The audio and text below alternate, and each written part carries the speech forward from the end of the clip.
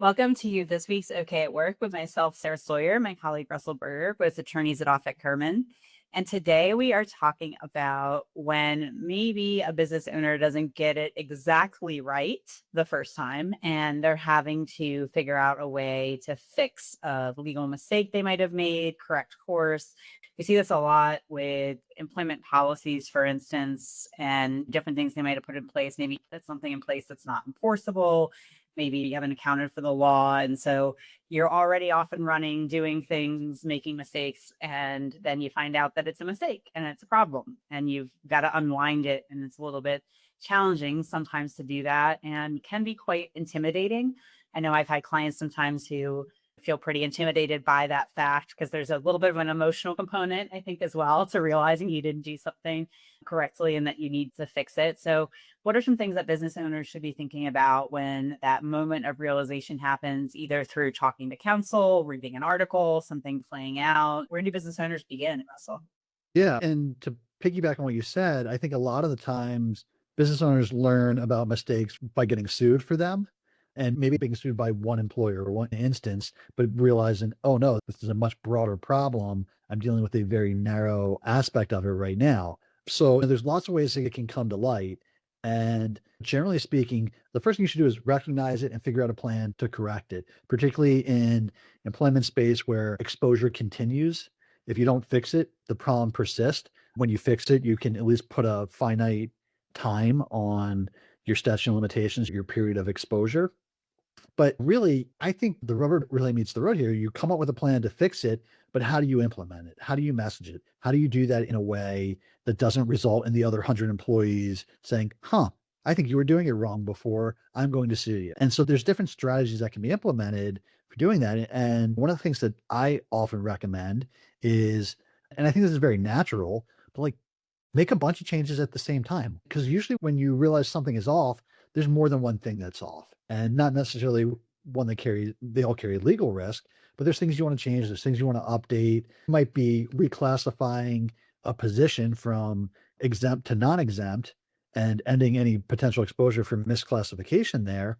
But you also might be redoing your handbook. You might be rolling out new employment agreements. You might be rolling out new restrictive covenants, whatever it might be.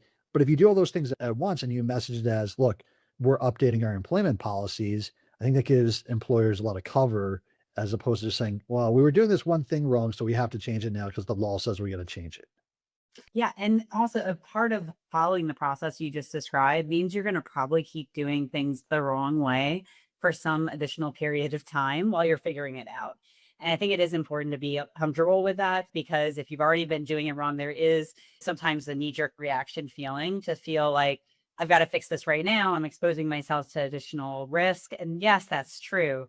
But by trying to react almost too quickly and fix it and try to make good on something right away, you may actually be exposing yourself to more risk than if you just take the risk you've already been taking. So it can be a little counterintuitive and a little bit painful. And obviously, you want to act expeditiously with these things once you have an understanding. There are areas of the law where it's important that you do so also because there might be a component of knowledge or intentionally doing things. And so there is some nuance there around having to manage that risk. And we talk a lot about managing risk on here, right? So it's like this is just one of those situations where you can't go back in time. You can't get in the time machine and say, oh, I wish I would have done that better. Yeah, it's natural to feel that way and wish you could go back and change it. But you're where you are. And the most important thing is to assess the situation, figure out the best way forward. And for a lot of these things, it's not an easy answer, an easy switch to just turn off or on. Like PTO is a good example where maybe if you're not complying with sick leave laws or other types of laws that you might have in your jurisdiction and you want to change your PTO policy, that's not always a quick fix. A lot of times you've created certain obligations around the policy you already have. You've got to unwind or resolve those obligations that you might have and then start layering in the compliance piece with whatever you might not be complying with. So it's unfortunately often not an easy fix and just a light switch.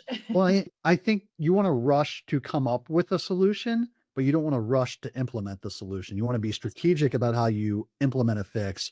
But once you realize, something doesn't feel right, you want to figure out what you need to do and what the best path is to get on the right side of compliance. And look, sometimes that answer might involve back pay or but sometimes that's the right answer. And sometimes it might be changing a policy or changing, you know what, we have this policy, but maybe we should just interpret it a little bit differently until we can get this, what's in writing changed. We should grant some leeway here. There's all sorts of different ways to manage through it. And when something feels amiss, the right thing to do is to figure out how you're going to manage through it and what you're going to do, and then be very strategic about how you move forward in that. Yeah, and the last thing I'll say on the topic is just also getting your arms around the full scope of the issue, because you don't want to have to make multiple fixes, right? So you want to make sure that you've got the full, exactly. I think you stated it well. Get your arms around it. Make sure that you find a solution, and before implementing, make sure you've thought of everything, because you don't want it to be haphazard. That's for sure. So, Yeah. well, thanks, Russell. We'll see you next time. Thanks, Sarah.